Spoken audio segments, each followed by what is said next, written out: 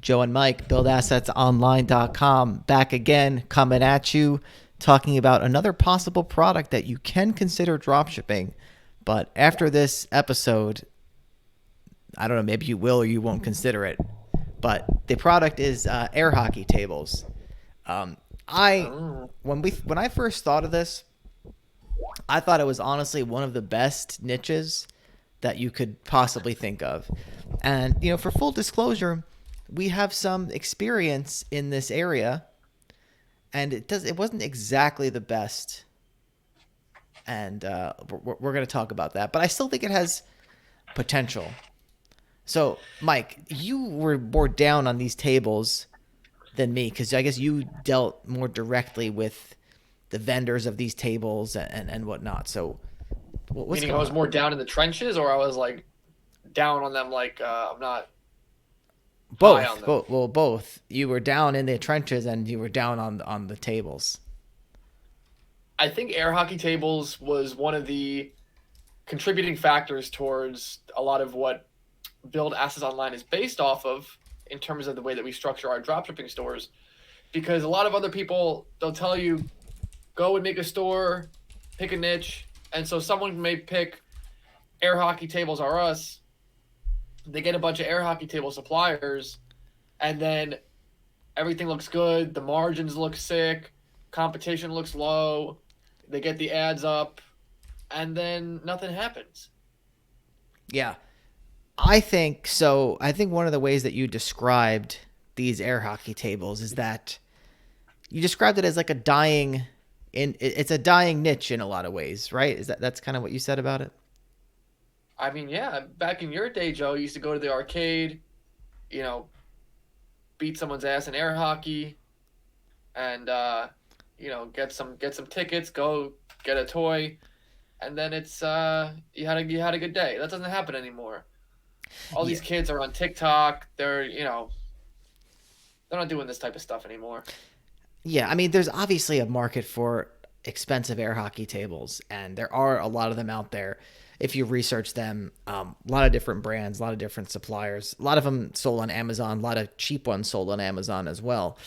But I think the issue is that when most people are buying an air hockey table, at least nowadays, they're probably buying it as more of like a novelty. Whereas the super expensive air hockey tables, where if you want to be like super into like professional air hockey and whatnot, I feel like that's a dying breed.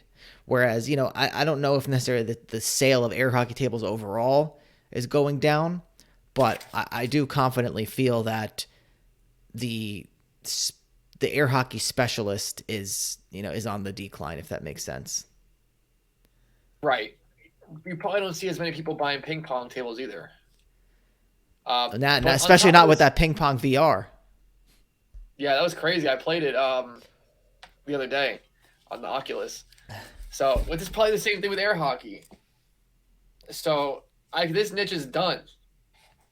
Why do you got to buy a $3,000 air hockey table, ping pong table, when you just get an Oculus and it's basically the same thing? You can play with your friends. You don't got. I was thinking, Joe. I was playing this ping pong game that you downloaded on my Oculus, and I was like, this is probably what they could. You could train for the Olympics with this, No, I don't just think you can. nonstop. I don't think you can. I think that it would be way too different. Like you can't. It's very close, but I don't think you could train for the Olympics with it. But Mike, Well, maybe we should save let's just ping be safe. pong tables for a separate episode because I do We feel will, that. we will, we will. So getting back on track. So here's the problem. People may not realize this, but air hockey tables is one of the most seasonal products you can ever drop ship.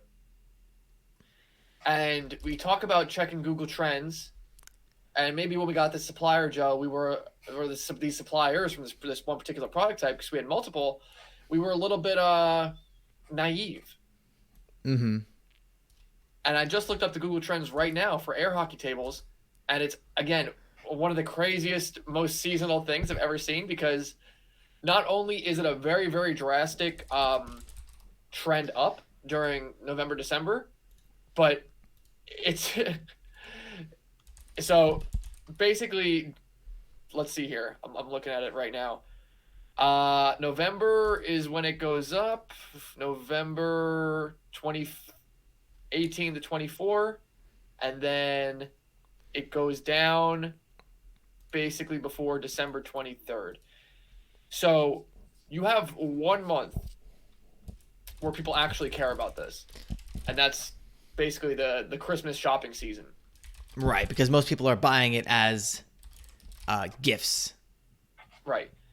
Whereas something else may be seasonal, but that just may mean the peak of sales is during one particular season or one particular half of the year, and it's not that you won't sell it for the rest of the year, but it performs better during a different time.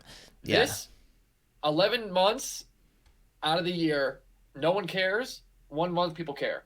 And the other thing about this is there are, to the higher end of the spectrum, there are like coin operated tables, B2C type thing, or B2B type situations. But from what I understand, it's not very easy to sell the coin operated tables, number one.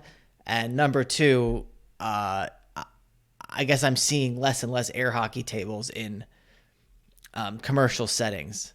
I used to kind of see them way more, and now I rarely see them. I don't know.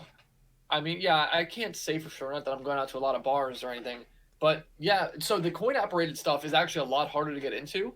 And I think if you can get into that, um, it can pay dividends, no pun intended, but it's just there's different rules to that type of thing too, because this industry is so old Yeah. that it's abiding by these weird rules. Like we got into the coin operated stuff. Basically, we had to persuade a supplier that we had for years to let us sell it, but we were not able to let people buy online.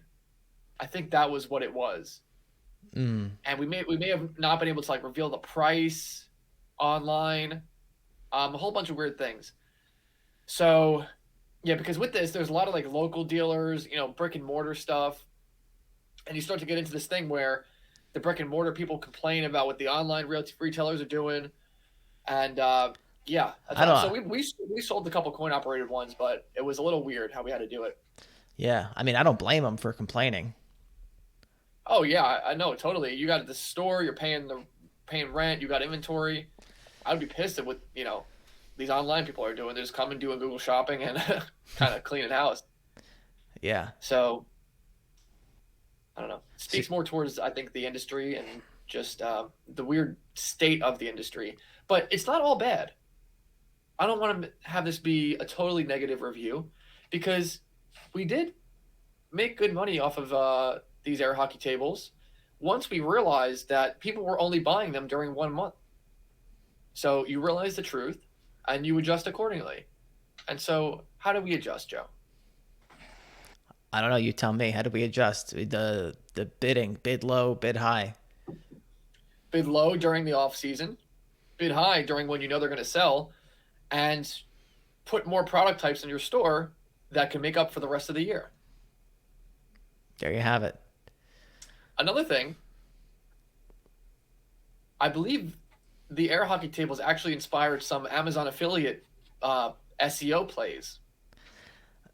They did, and that didn't work out. Actually, I I split that site up into like a couple into multiple sites, and yeah, it makes let me see how much it's made in the past couple months. Actually, listen, I don't know what I'm doing. No one knows what they're doing. I am curious as to, before we end this call, what the I have like a handful of air hockey articles on like one website, but then I rebranded the website. I took the air hockey articles off, and now it's on a actually an air hockey dedicated website. It's all part of the experience of figuring out like what to do. So let's see. Last 30 days, what did this? We're out of Q4, so let's see what we made. Wow, 167 in commissions last 30 days for this air hockey site. Nothing to sneeze at, Okay, let's see. considering it's off season. We didn't I'm assuming it's a small site. We don't touch Yeah. it. Last December it made 229. November it made 183. And yeah, that's about the time Huh. It's more steady. yeah. And then in January it did 95. But So, the last I 30 mean, days over did. time, this idea will pay off just through. I mean, we had that other site for a while that it did all right. The affiliate website that was had the Yeah. air hockey table stuff on it. So I think sometimes you do these things, and they maybe just having this at air hockey tables or us as a dropshipping store isn't the most viable thing to do, but maybe you have some air hockey table affiliate articles. Maybe you just use the air hockey tables as part of a bigger website that sells other things. So it has its place. It's just about finding what that place is and working it into your portfolio in a way that makes sense for your goals. Yeah, and the sister sites of it, I don't know. I don't know. I don't want to go too off topic here, but that there you have it about the air hockey tables. Hope you guys enjoyed. Don't not do it, or don't do it. I don't care what you do, but it's You know what not. you have to do? Take it easy.